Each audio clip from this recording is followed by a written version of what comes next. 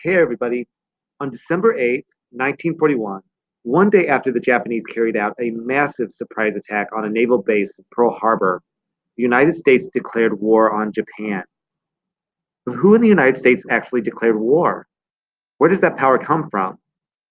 Now you might be thinking, well, I know that declaring war is a responsibility of the national government, and that the national government is limited, so that power must come from the Constitution.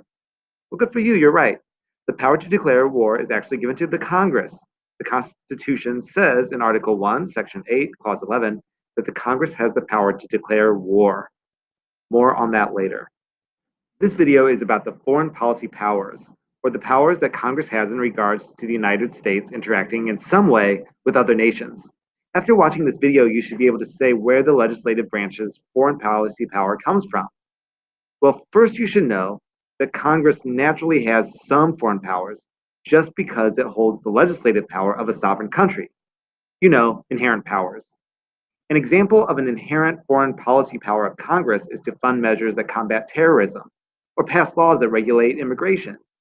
Every government can do those things, so ours can too.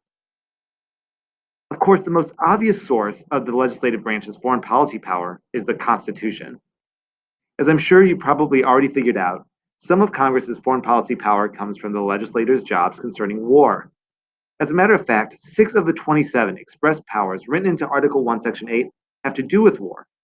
In addition to formal declarations, Congress can also raise and support armies, provide funding for the Navy, and make rules that govern the armed forces.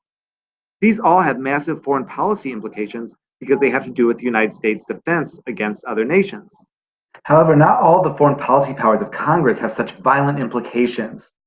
The Commerce Clause, for example, gives Congress the power to regulate commerce with foreign nations. Remember, commerce is the buying and selling of goods. So in addition to Congress's ability to declare war, United States Congress can also make laws that affect the peaceful transactions between the United States and other countries. So now that you've seen this video, you should be able to talk about the sources of the legislative branch's foreign policy power. So here's a joke. Why was the girl leery of the ocean? There was just something fishy about it.